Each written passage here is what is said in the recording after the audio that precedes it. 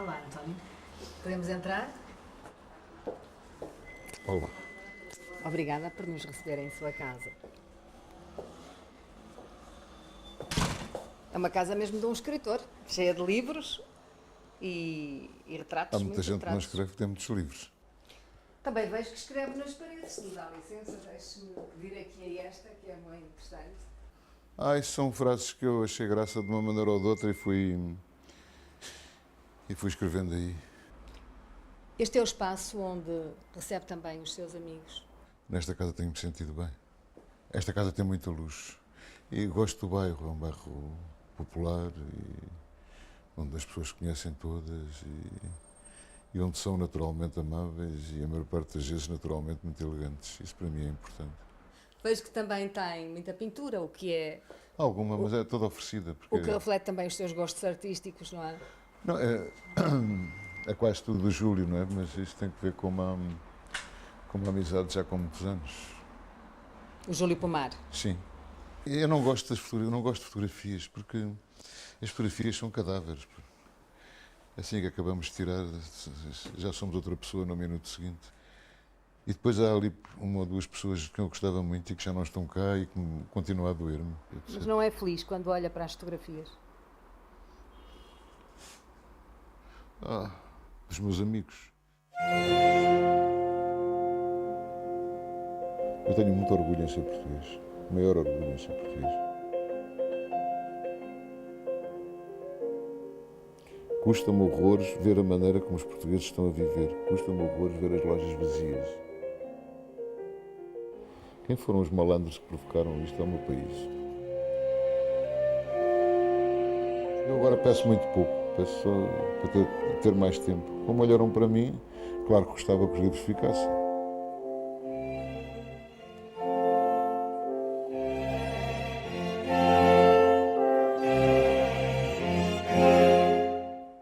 António, eu tenho aqui a sua fotografia com 12 meses. Está na sua fotobiografia da autoria da Teresa Coelho. Passaram 60 anos sobre esta fotografia, mais de 60 anos. Construiu uma obra literária, construiu uma vida inteira. Como é que é hoje o seu olhar sobre o mundo? Sabe, essa fotografia continua a inquietar-me, a intrigar-me. A impressão que ele está constantemente a questionar-me. A minha mãe contava de mim, contava e conta, coisas extraordinárias. Fui muito precoce, com 2 anos parece que eu estava deitado no chão a olhar para o teto e que não falava e que fazia comentários acerca das paisagens e coisas assim, e resolvia problemas de cubos e mais não sei o quê. Mas o que me impressiona nessa fotografia parece que ele me está a censurar ou a questionar constantemente. E ao mesmo tempo com um olhar severo, parece que está a julgar-nos. Está Há fotografias que nos julgam. Não é? Que olham, o que é que fizeste da tua vida? Que é uma coisa que a gente se pergunta muitas vezes, mas esquecemos às vezes de perguntar o que é que a vida fez de nós. E hoje como é que olha à sua volta? O que é que fez da sua vida? Aquilo que sempre quis fazer, que era escrever só. E isto era muito evidente para mim desde os 5, 6, 7 anos. Comecei a escrever com essa idade. E tudo o resto não me interessava. Portanto, isto foi um pesadelo para os meus pais. Porque nós somos muitos irmãos, são todos brilhantes, eram todos os melhores alunos, etc. Agora o mais velho e não era bom aluno. E não... Lembro da minha mãe se queixar que ia ao liceu pedir para me porem à frente, porque eu estava virado na carteira a olhar para o outro lado. O que me queriam ensinar. Sabe, normalmente as pessoas formam-se de costas contra a geração anterior. Formam-se, perdão, contra os pais, contra as mães, contra a família, etc. Eu acho que me formei de costas. Não, vivia noutro mundo. Os valores deles não eram inteiramente os meus. É evidente que herdei muita coisa do meu pai, que era muito normativo. Havia 3 coisas que o horrorizavam, que era a mentira, a cobardia e a falta de rigor. Que eram coisas que ele não suportava. Nunca ouvi mentir, nunca ouvi sequer dizer um exagero. E depois deu-me uma lição que foi atroz, que ainda hoje dura em mim. Eu tinha 4 ou 5 anos e estava a mentir, era aquelas mentiras de criança que achamos que os adultos são estúpidos e não percebem. E obviamente ele percebia perfeitamente que eu estava a mentir. E insistia, eu dizia não. Ele disse, então dá-me a tua palavra de honra. Eu disse, dou a palavra de honra. E ele levantou-se e disse: então, como deste a tua palavra de honra, eu acredito em ti. E foi-se embora. Ainda hoje isto me persegue. O seu pai também lhe incutiu o gosto pelos livros. Li que diz que quando seu pai pegava num livro, parece que o livro até ganhava respiração. Só há pouco antes de morrer, o meu irmão Miguel perguntou-lhe o que é que ele gostava. Era um médico, não é?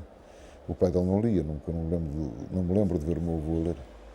Perguntei-lhe o que é que o pai gostava de deixar aos seus filhos. Perguntou-lhe o Miguel. E ele respondeu: o amor das coisas belas. Da pintura, da música, da literatura. Isso era para ele o mais importante. E tinha aprendido com o mestre dele, que era o professor Egas Muniz, não se leva dinheiro a um artista. E então era um tormento, porque ele não levava dinheiro a quase ninguém. Ele tinha uma enorme dificuldade em receber dinheiro dos doentes. Achava horrível uma pessoa ter de pagar ainda por cima para ir a um médico. Então, com muitos filhos, era uma vida muito austera, não havia muito dinheiro, a roupa passava de uns para os outros, etc.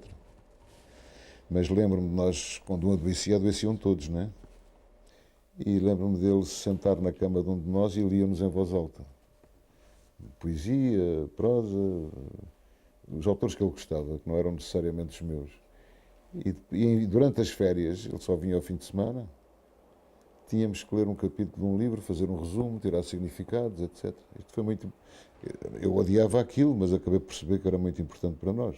Aprendeu muito com essa sua infância? Não, na altura não gostava. O que eu gostava nos museus era dos escarradores. Eu não sei se naquela altura havia periodicamente um escarrador. E havia alguns escarradores que eram bonitos. Eu adorava cuspir ali.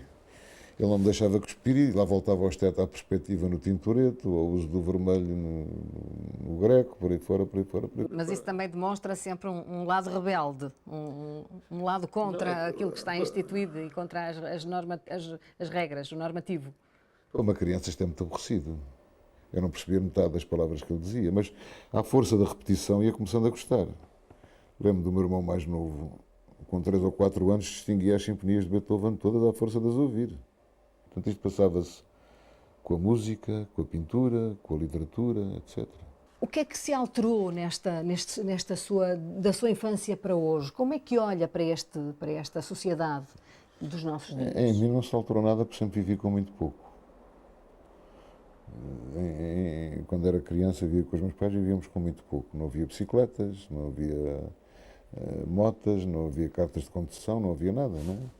Quando tive um carro, quando tive dinheiro para comprar. Mas eu pergunto-me se qual é a vantagem do TGV em relação à diligência. Se não seria preferível irmos para Madrid de diligência, podemos olhar melhor para a paisagem, não é? Desde sempre me pareceu que as pessoas não olhavam para as coisas, ou olhavam, mas não viam. Eu lembro-me muito do Dr. João das Regras, quando o Fernão Lopes fala do discurso que ele faz ao povo de Lisboa, quando o levantamento da cidade a favor do mestre Davis, o discurso dele começa: olhai bem, mas vede. E continuamos a olhar sem ver.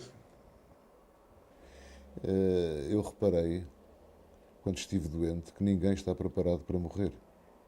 E a atitude diante da morte continua a ser a mesma. Seja o medo, embora eu só tenha encontrado, quando não sabia se ia viver, se ia morrer, um comportamento de uma extrema dignidade. Isto passava-se num hospital público, portanto, onde só iam pessoas pobres. Eu sentia-me rodeado de príncipes, não é? Mas eu julgo que os problemas essenciais continuam a ser, senão nós não nos comovíamos com Homero, os problemas essenciais continuam a ser os mesmos. Qual é o sentido da vida, qual é o significado? Quando nós nos começamos a questionar, podemos viver sem isso. Podemos viver sem isso. Podemos viver... Quer dizer, a mim espanta-me que essas revistas Da farândula, quiosque vendam tanto, espuma, que esses livros mal vivam tanto, porque há dois universos, não é? Há o universo que está à nossa volta e há o universo que está dentro de nós. Um mau livro para mim é aquele que fala do universo que está à nossa volta. Um bom livro para mim é aquele que fala do que está dentro de nós. E em que eu lê-lo, eu me vejo a mim mesmo. E as páginas se tornam espelhos. E me revelam a mim mesmo. E me mostram a mim mesmo quem eu sou. E me ajudam a viver. E me enchem de beleza. Não me interessa nada aquilo que chamam best-sellers. Aliás, que sempre existiram. E sempre existirão. Não é um fenómeno atual. Lembro-me de tias minhas dizerem: quero ver um filme levezinho, porque para coisas pesadas basta a vida. Isto significa uma extrema estupidez, não é? Não há filmes levezinhos. Até haverá, certamente. Sabe qual foi o filme que eu vi mais vezes? Foi um filme chamado José Lito, o Pequeno Cantor. Porque era o único filme que lá tínhamos. Vi-o todas as noites, vi-o mais de 100 vezes. E adorava aquele filme, porque enquanto passavam aquilo na parede, eu esquecia-me do que estava a passar à minha volta, já sabia o filme todo de cor. Agora, por exemplo, lembro-me das primeiras vezes que vi filmes de Bergman, adolescente. Aquilo aborrecia-me de morte, agora comove-me até às lágrimas. Eu não estava preparado para isso. Mas isto é assustador, a cultura é assustadora. Mas isso vem na linha das tuas conversas com Ernesto Melo Antunes. Era preciso dizer muito poucas palavras para se entenderem muito bem. Sabe, a amizade e o amor são instantâneos e absolutos, não é? A Fátima conhece uma pessoa e fica amiga de infância. E de repente descobrem que têm um passado comum, mesmo que o outro não esteja lá estado, passa a estar. Não sei se estou a ser muito claro no que estou a dizer. Há bocado falámos do Ernesto, e era um episódio que eu lhe ia contar e que se insere um pouco nisto. Era sempre noite às 6 da tarde, era sempre dia às 6 da manhã, os crepúsculos e as auroras eram muito rápidas, não é? Estávamos muito perto do Equador. Na guerra colonial. Sim. Angola. Em Angola. E, portanto, normalmente éramos bombardeados às 11. Era uma tensão muito grande entre as 6 e as 11. Depois tínhamos uma espécie de abrigos, etc. E onde os soldados e os oficiais se escondiam para dar fogo daí. E o Ernesto andava com uma lanterna entre os abrigos, portanto era um alvo muito fácil. Nunca falámos sobre isso e só voltámos a falar nisso quando ele adoeceu. E um dia disse-me, sabes, esta pessoa mais corajosa que eu conheci durante a guerra, porque andavas ali com uma lanterna entre os abrigos. Era um alvo muito fácil. Ele fez um silêncio muito comprido e depois respondeu muito devagar e muito baixinho, sabes? É que às vezes apetecia-me morrer. E lembro-me quando ele perdeu o primeiro rapaz, ele se voltar para mim e dizer, tinha jurado a mim mesmo que os levava a todos.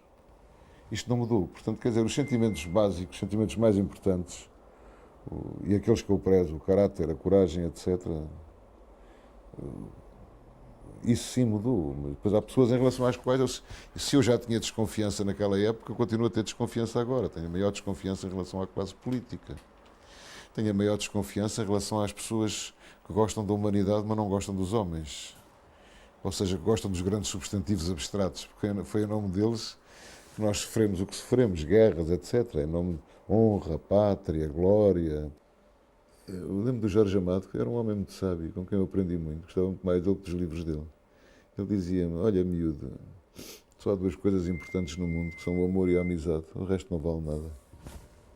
O resto não vale nada. O que é para si a amizade? O que é que encerra a amizade? E já agora, ela também está relacionada com a bondade, não está?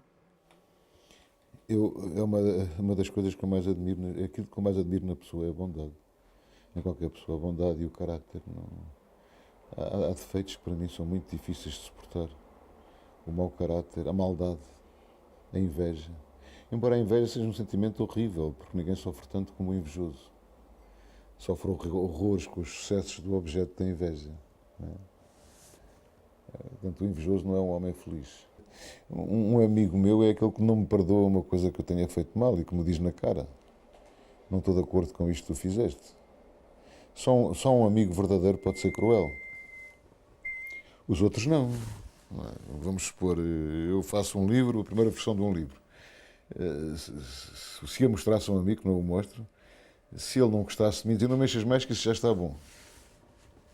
Eu tinha isto com o Zé Cardoso Pires, nós líamos os manuscritos um do outro e lembro dele me entregar páginas e páginas de propostas de alterações, que aliás normalmente eu não seguia. E a mesma coisa, lembro dele me dar um livro, não sei se a Fátima conhece, foi um livro já final dele, De Profundis Morte Lenta, em que eu lhe mudei o final todo e alterei aquilo tudo. E isto é que é ser amigo, de facto. É dizer, acho que podes fazer muito melhor que isto, tens que fazer melhor, tens que mexer aqui, aqui, aqui, aqui, aqui. É um livro que ele escreve já depois de ter tido o acidente vascular cerebral. Sim, quando já não tinha forças para escrever um livro extenso. E quando sentia... Isso é o meu grande medo. A perda da memória. É a perda da capacidade de criar. Eu costumava dizer, olha, ninguém escreve bons livros depois de 70 e tal anos. Ele ficava furioso comigo. Até certo ponto é verdade. Não sei até que ponto é que todo este sistema. Porque a gente não sabe de onde vem um livro, não é? Não, se não começa a ossificar. Tenho muito medo disso. E tenho medo de não ter consciência disso. Disso me vir sem que eu tenha consciência disso.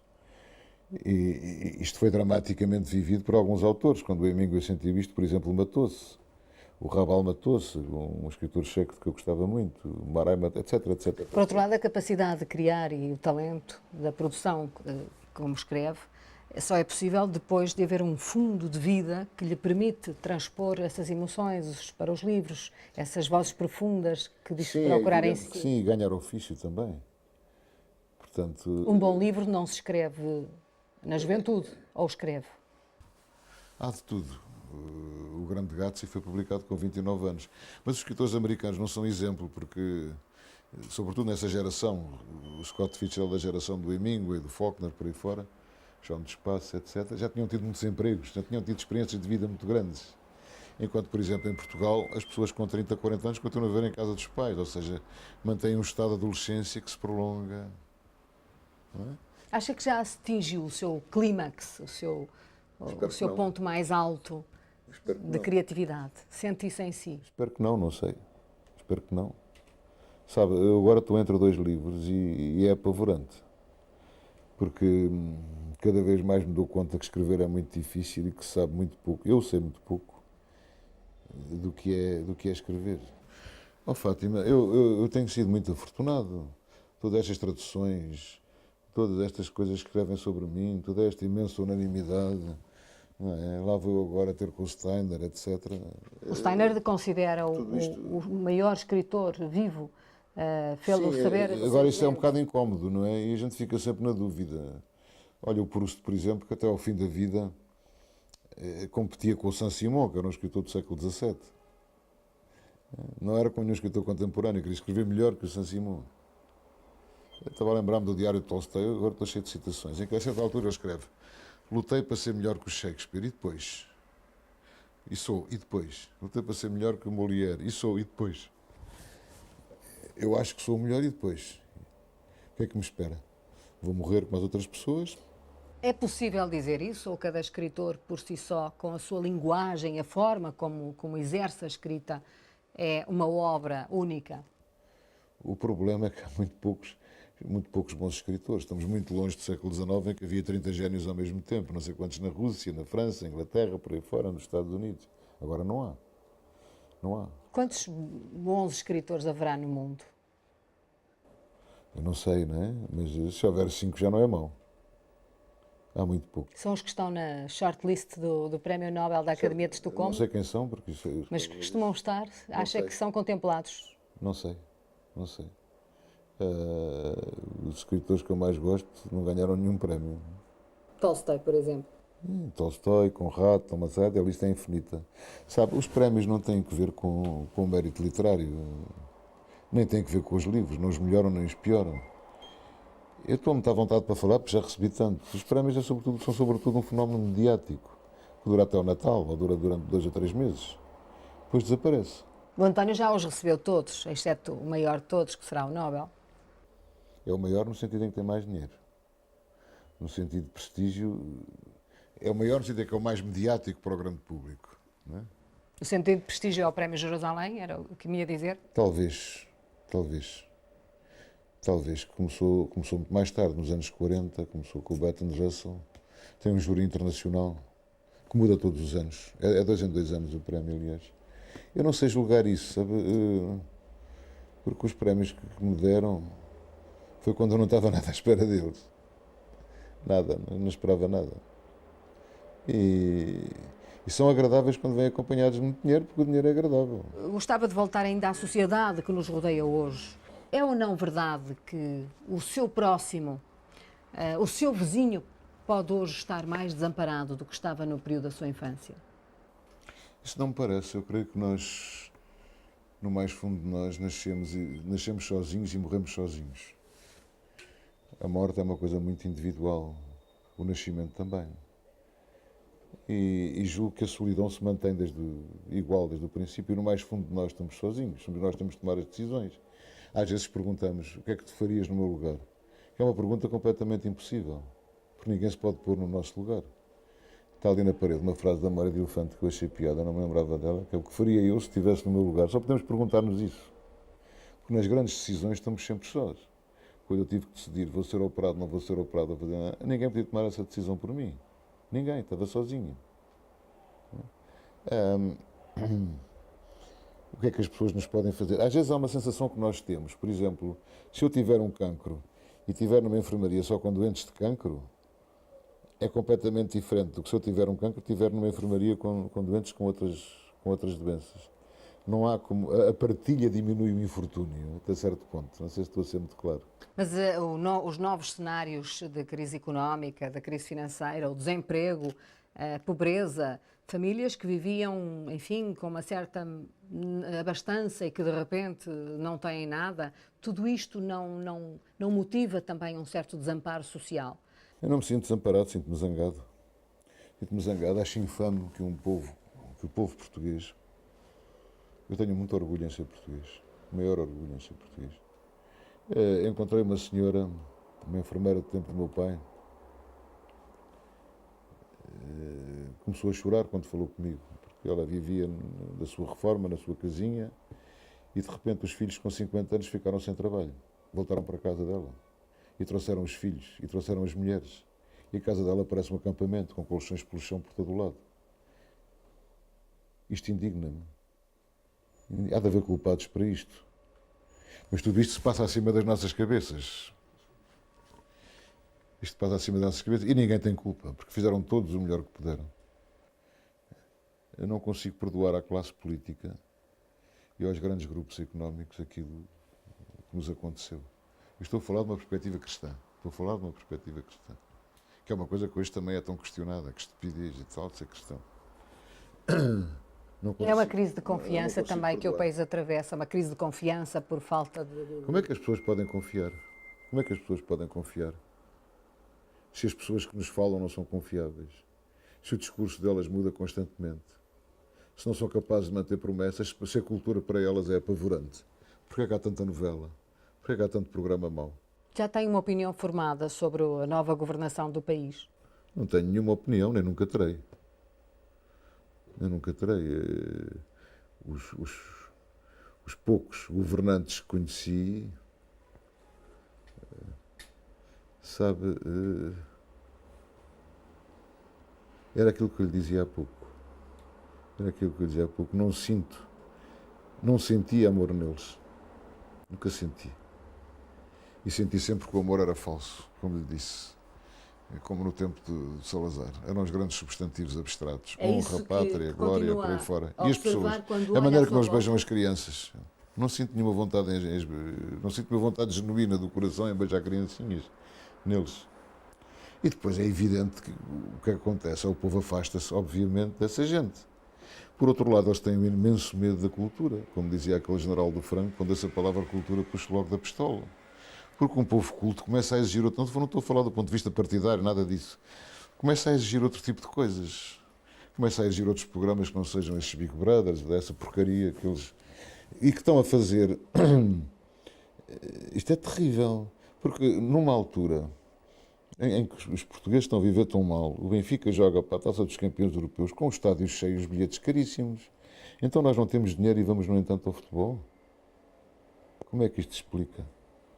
Explica-se porque provavelmente é a única forma que as pessoas têm de encontrar algum equilíbrio interior, porque a vida delas é uma miséria. Eu como nestes restaurantezinhos, de antes estavam cheios, agora estão vazios e as pessoas estão ao balcão a comer uma sopa e um croquete. Não têm dinheiro. Não têm dinheiro. Não têm dinheiro. Eu sei que os banqueiros pagam muito menos impostos que a Fátima ou eu pagamos. Muito menos impostos. Os jogadores de futebol pagam muito menos impostos que nós pagamos. Etc, etc. Quem paga? Classe média baixa, todos nós. As pensões que são... Eu não gosto de entrar para por este caminho. E quem manda? É o poder económico ou é o poder político? É evidente que é o poder económico. É evidente. E é evidente que aquilo que se chama políticos não são mais que agentes do poder económico. No último governo socialista, quantas pessoas da banca ou dos grandes grupos económicos estavam no governo? Várias, como a Fátima sabe. Várias, como a Fátima sabe. os grandes grupos económicos dão dinheiro aos partidos. Exatamente como, exatamente como noutros países, isto passa-se a mesma coisa em todos os países. Não é? É o poder económico que manda. Está hoje mais esperançado sobre o futuro de Portugal e da governação do Eu que nunca nesse disse que período? estava desesperado. Nunca disse que estava desesperado, mas é inevitável que mais cedo ou mais tarde as pessoas vão abrir os olhos. Não vai haver nenhuma revolução, é impossível.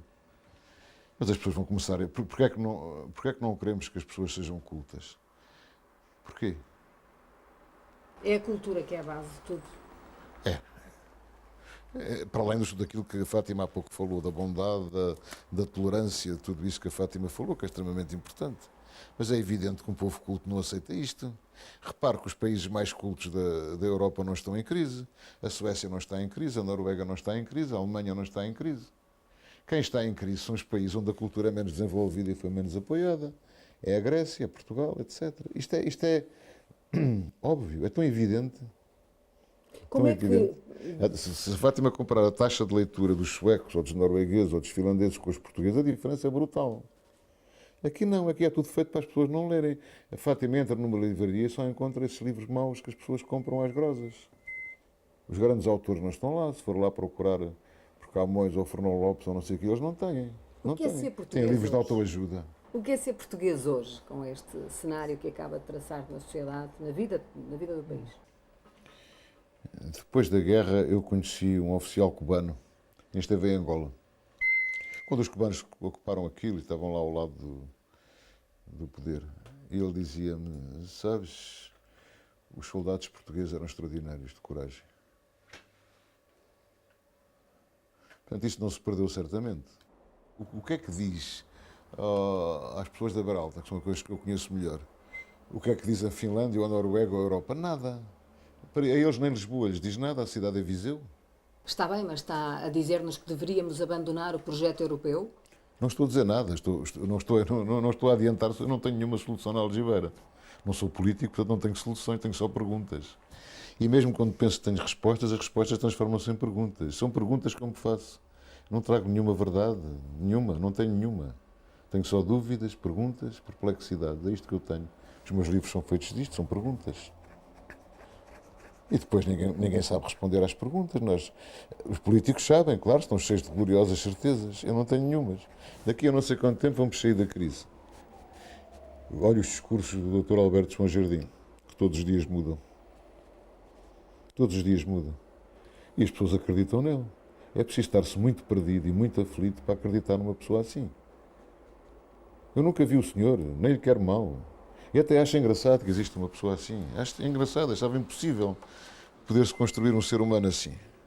O André Branco foi um dos maiores humoristas portugueses, nunca conseguiu construir uma pessoa assim.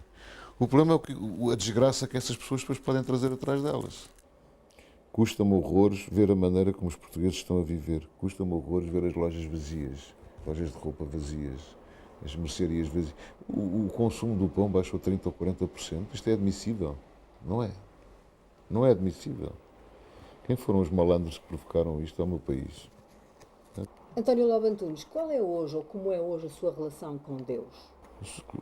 Como toda a gente. Não há ateus. Ninguém é ateu. Mesmo aqueles que se dizem ateus? Esse ainda menos. Esse ainda menos. Isso é uma pergunta muito íntima, Fátima. A minha relação com Deus é muito conflituosa. Sempre foi. Quando era interno de pediatria no internato geral, não compreendia porque é que as crianças estavam a morrer de cancro. Como é que ele permitia isso? E estava falando com o Bento, com o Frei Bento Domingos, e dizia: estou sempre furioso com Deus. Ótimo, qual é o problema? Ele aguenta bem isso. Há muita coisa que me indigna, mas sabe, consolo-me pensando que de vez em quando ele constrói pessoas à sua medida. E porque um homem fora do normal demora muito tempo a fabricar. Muito tempo. Mas de vez em quando ele manda uma pessoa assim. Platão tinha uma frase muito interessante: há uma memória de Deus inscrita no homem. É isso que também acredita, que há uma memória de Deus inscrita no homem. Em relação à escrita é curioso, porque eu acho que os livros não são escritos deliberadamente, eu não faço planos. A mão anda sozinha, quem é que a faz andar? Não sei. Quem é que a faz andar?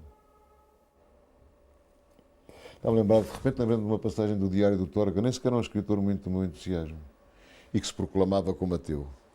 E, no entanto, ele escreve, a propósito do Haydn, de vez em quando Deus faz homens à sua medida. A frase era dele. Lembrei-me agora. Isto era um ateu. Depois, o que a gente pode questionar, por exemplo, é o papel da Igreja e a forma como a Igreja... Bralá, bralá, bralá, bralá, bralá. Mas Deus pode bem com isso. Costuma dizer que nunca se desce de uma cruz vivo. Sim, eu acho que ninguém desce vivo de uma cruz. O problema é que os maus escritores nunca sobem à cruz. Ficam cá embaixo. Nem a levam às costas. Não é o seu caso.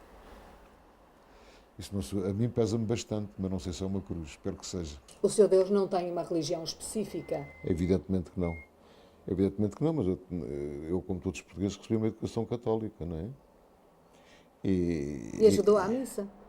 Sim, fui menino de coro, fui tudo isso, sim. Sim, claro que sim, ajudei à missa. E dava muito prazer. Quando viu a cara da doença e da morte, quando a morte o ensombrou quando esteve doente, nessa altura revoltou-se com Deus? Não, pelo contrário. Pelo contrário. Eu revolto-me quando estou com saúde. Tenho forças para me revoltar. Ali o que eu sentia era um imenso vazio. Um imenso vazio e tinha muita pena, tinha um livro a meio. Chamava-se O Arquipélago da Insónia e só pensava, meu Deus, não vou poder acabar este livro. E depois tenho sempre a sensação que ando a negociar com ele mais livro. Deixa-me escrever mais este. Depois acaba, peço-lhe mais um. Vou-lhe pedindo só mais um de cada vez, que é para, Nessa altura tem para uma não expressão abusar. que eu achei muito interessante. Diz que estava grávido da morte. Estava dentro de mim. Era horrível, porque aqui, o meu pensamento era: caramba, se ela estivesse fora de mim, podia-lhe dar um tiro com a G3. Agora, como é que eu posso dar um tiro com a G3 em mim? Mas lembro-me durante as sessões de rádio, que eram muitas e era muito maçadora, fica-se fechado, não é? Porque a porta é muito grossa para as pessoas não apanharem radiações. E eu falava em voz alta com o cão para insultá-lo. Disse também que ninguém está preparado para morrer. Ninguém está preparado para morrer. Embora dentro daquilo que é Mas o drama é que também espírito... ninguém está, é que muito poucas pessoas estão preparadas para viver e nós vivemos muito mal. Eu fui diretor de uma clínica psiquiátrica de freiras religiosas. Uma delas apareceu com uma dor na anca. Nunca mais esqueço isto, já foi há uns 10 anos. Era uma metástase de um cancro da mama e ela tinha metástases por todo o lado. E à minha frente desatou aos palavrões contra Deus. Furiosa. Furiosa. É próprio do ser humano. É inevitável. Mas outro dia, perguntando a um padre meu amigo, então depois eu morro, como é que é? Continuo a escrever? Ele disse, claro, continuo a escrever. Então, mas quem é que me vai ler? Descanso, que vai ter muitos leitores. Mas a Não sua sei. obra está certamente libertada da lei da morte, como diria Camões. Não sei, Fátima. É muito cedo para saber o que vai acontecer, não é? E muitas vezes quem aposta no futuro é quem já se resignou a perder o presente. O presente tem sido bom. Vamos ver o que será o futuro. Não estarei cá para o ver, nem para saber. Mas, por exemplo, o Flaubert, que morreu com 59 anos, o fim da vida dele foi dramático. Ele insultava a Madame Bovary com todos os nomes. Dizia, não sei se isto pode passar na televisão, a puta da Bovary.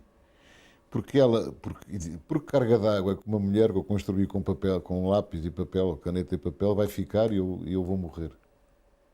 Sabe, a maçada da morte é que se fica morto muito tempo. Fica-se para sempre. Não sei, olha a quantidade de anos que o Dom Afonso Henriques está morto. Eu, quando era criança, achava que a ressurreição da carne ia existir enquanto eu estava vivo. Quando estava doente e os seus amigos lhe diziam tonterias, como amanhã vamos almoçar, Não, vais isto não ficar diziam. bom. Diziam, a minha irmã Para, teve o mesmo, para está o animar, ótima, coisa assim. para o animar, isso não ajuda muito. Não, porque a Fátima está deitada e percebe que as pessoas tiveram a construir o sorriso no corredor. A pessoa que mais me ajudou aí foi o Júlio Pomar, tinha tido o mesmo cancro que eu tive, e que a única frase que ele me disse foi aguenta-te. Não me disse nem vais-te curar, nem vais ficar bom, nem nada disso. Disse, olha, aguenta-te. António Lobo Antunes, em todo caso, desde sempre que soube, e creio que sabe e que diz isso, que acha que tem uma missão e que essa missão passa pela sua escrita. Não sei se é a missão, é a única coisa que me interessa, que me interessou desde que me conheço. Desde que me conheço. E sacrifiquei tudo a isso. e que sempre cortei todos os pescoços que se interpunham entre mim e isso, e sinto-me como uma galinha a proteger os meus ovos. Sempre tive essa sensação de ser uma espécie de trapeiro, com aquilo que as pessoas deitam fora, com materiais pobres, e depois transforma-os e depois faz daquilo um livro. Um livro continua a ser para mim um mistério muito grande. Materiais humanos. Está a falar de Às vezes materiais... nem isso, às vezes coisas, sei lá, coisas que julga que esqueceu ou que nem se lembra e que de repente voltam com uma força enorme. Um olhar na rua, uma determinada luz, uma determinada cor, às vezes palavras.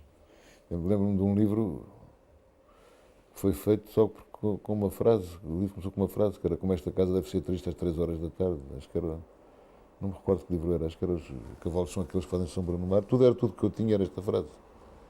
É como uma pessoa encontrar um botão na rua e fazer um fato para o botão. Né? E então depois vai criando tudo à volta disso. É necessário um núcleo central à volta da qual as coisas se cristalizem. E depois um esboço de história para depois andar como uma hiena em cima da história e destruir aquilo tudo. Um escritor da sua dimensão é um obreiro também de identidade nacional. É alguém que vai ajudar a construir esse elo mais profundo da nação. O que é que diz aos seus concidadãos neste momento? Eu acho que isso é verdade e felizmente o Dia de Portugal é o Dia de Camões, né? Há poucos países que têm isto, mas todos os países têm, é muito curioso, têm um escritor nacional que se parece muito pouco com, por exemplo, Goethe, é o escritor nacional dos alemães. Se a gente olhar para a personagem do Goethe, ele é muito pouco alemão. Shakespeare, que pouco tem de inglês, é o escritor nacional dos ingleses. Os franceses já não têm tanto isto. E nós é Camões, né? Que é um grande, grande poeta e que reinventou a nossa língua. Nós falamos o português que ele criou.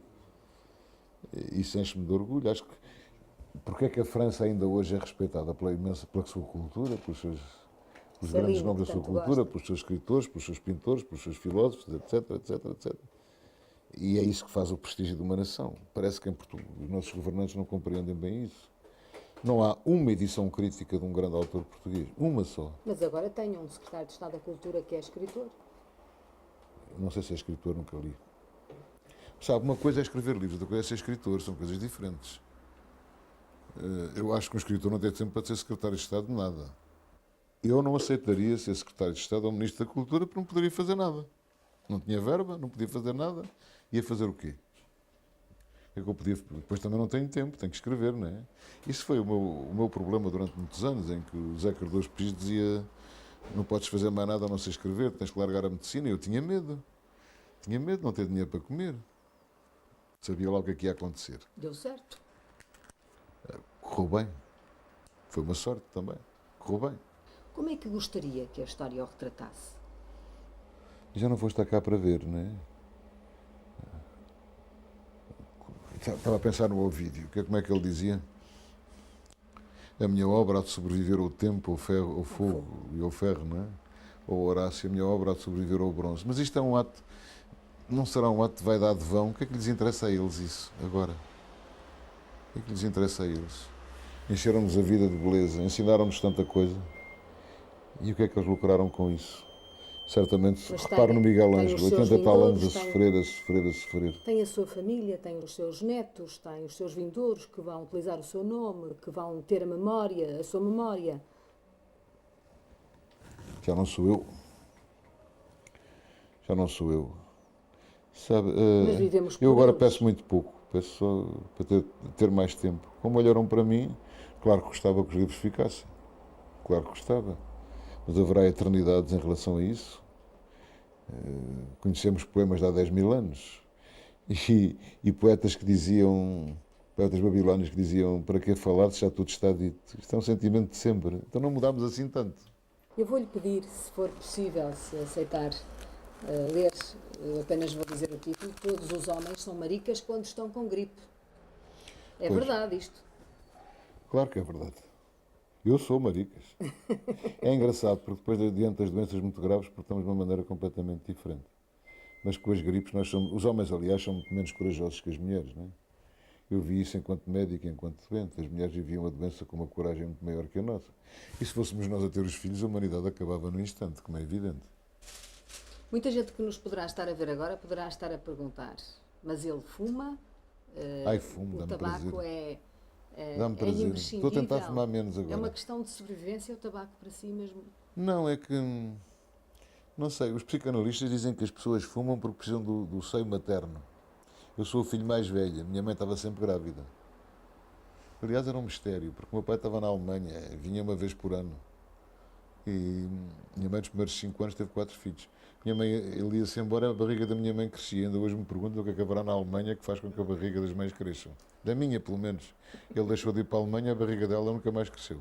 Mas escrever é sentir, e o que está aí Isto era uma brincadeira, não é? é. Era feito assim enquanto a gente comia, eu ia fazendo enquanto a gente comia. Isto é uma coisinha despretensiosa, não é? Portanto, que nada tem a ver com aquilo que eu escrevo, portanto, isto é um divertimento para um amigo.